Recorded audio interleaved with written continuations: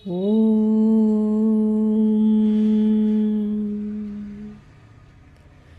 शुभाशुभफलैरेव मोक्ष्यसे कर्मबन्धनैः संन्यास योग युक्तात्मा विमुक्तो मामुपैष्यसि। इसी प्रकार तू शुभाशुभ फल रूप कर्म बंधन से मुक्त हो जाएगा और उनसे मुक्त होकर मुझको ही प्राप्त होगा।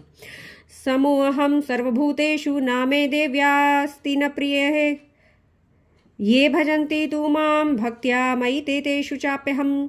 मैं सब भूतों में समभाव से व्यापक हूँ, ना कोई मेरा अप्रिय है और ना प्रिय है। समबुद्धि रूप योग, अर्थात मैंने आपको समबुद्धि रूप योग के बारे में पहले भी बताया गीता में, तो और मेरे बहुत से वीडियोस भी हैं इस पर। तो आप अपना आध्यात्मिक जगत चैनल पर जाइए और उसे सब्सक्राइब कीजिए, सभी वीडियोस का अध्ययन कीजिए। ना मेरा कोई अप्रिय है और ना प्रिय है, परंतु जो भक्त मुझको प्रेम से भजते हैं वे मुझ में हैं और मैं उनमें हूँ। देखिए, परमात्मा में सभी स्थित हैं, सब में परमात्मा स्थित नहीं है, लेकिन जो उन्हें भजता है उसमें वह परमात्मा स्थित हो जाते हैं। अपि चेत् सुदुराचारो भजते मामन्य भाक साधुरेव सामन्तव्यः सम्यग् व्यवस्थितो विसितो हि स। यदि कोई अतिशय दुराचारी भी अनन्य भाव से मेरा भक्त होकर मुझको बचता है तो वह साधु ही मानने योग्य, क्योंकि उसने मान लिया है कि परमेश्वर के भजन के समान अन्य कोई दूसरा कुछ भी नहीं है।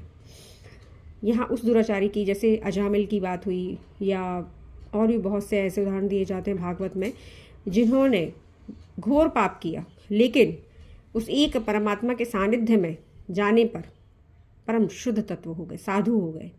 उन्हीं ऐसे ही लोगों के बारे में बताया जा रहा है कि भले उन्होंने बहुत पाप किया हो, लेकिन अगर परमात्मा की शरण में जाते हैं, अनन्य चिंतन भजन करते हैं, तो वे साधु समान हैं। क्षिप्रम भवति धर्मात्मा शाश्वच्छान्ति निगच्छति कौन्तेय प्रतिजानीहि न मे भक्तः प्रणश्यति।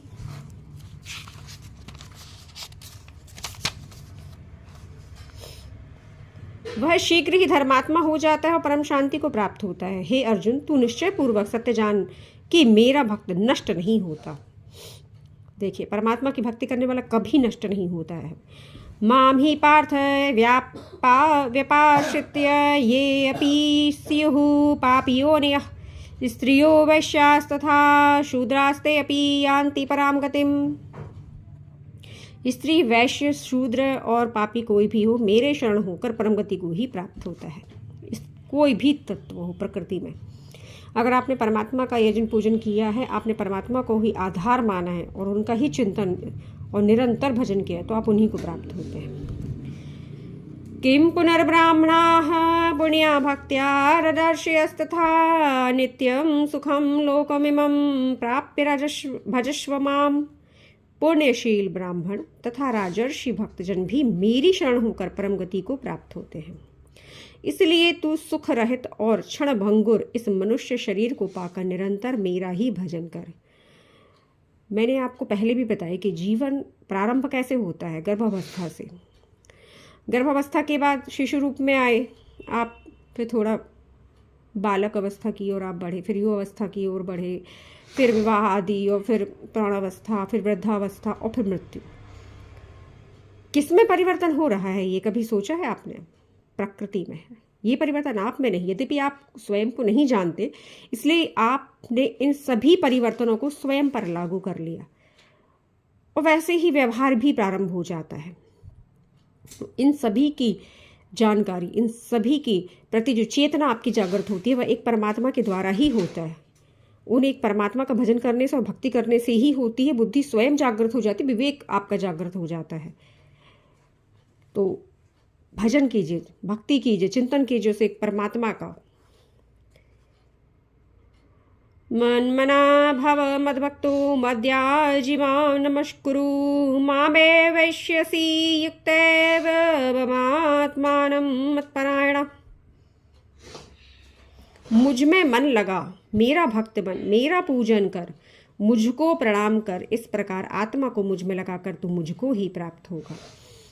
उस एक निर्गुण, उस एक निराकार परमात्मा की शरण में जाना है, क्योंकि सभी कुछ प्रकृति का परिवर्तनशील है, नित्य परिवर्तन हो रहा है। जब हम और आप में परिवर्तन हो रहा है, जिस धारण प्रकृति को हमने किया है, तो उस प्रकृति को धारण करने के बाद हमें कितने परिवर्तन आए हैं, आप खुद विचार कीजिए। और प्रतिदिन, प्रति पल, प्रति क्षण परिवर्तन हो रहा है, कुछ भी स्थिर नहीं है।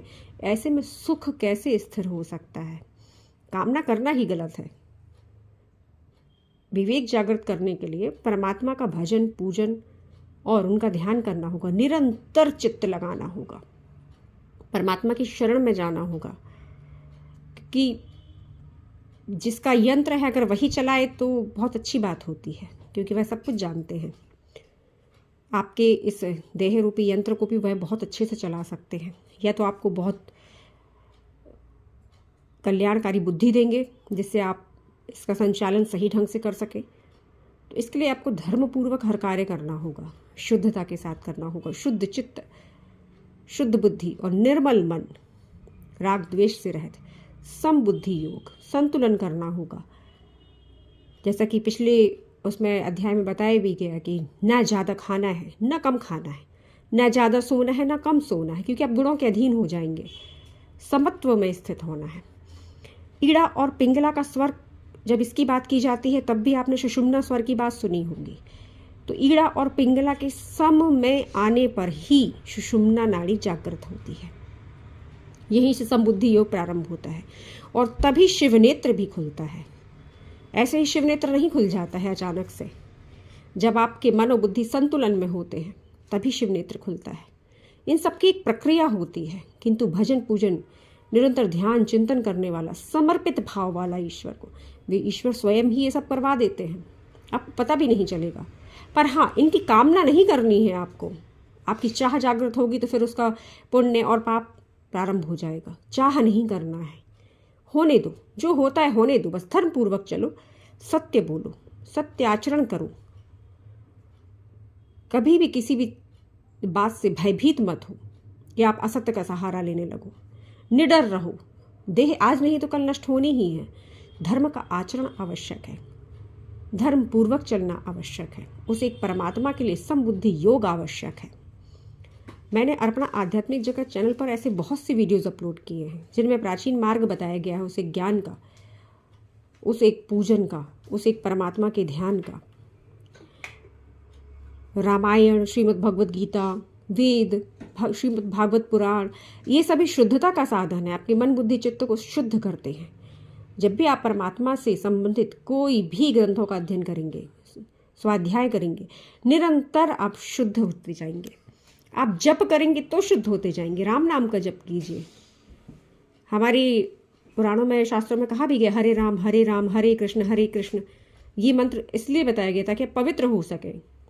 उन नामों में इतनी पवित्रता है कि वे आपको पवित्र करेंगे, आपके बुरे कर्मों को नष्ट करेंगे, पाप कर्मों को नष्ट करेंगे। और जो भी कीजिए सोच विचार कर कीजिए। और कोई भी धर्मपूर्वक कार्य कर रहे हैं तो वह एक परमात्मा को समर्पित कर दीजिए।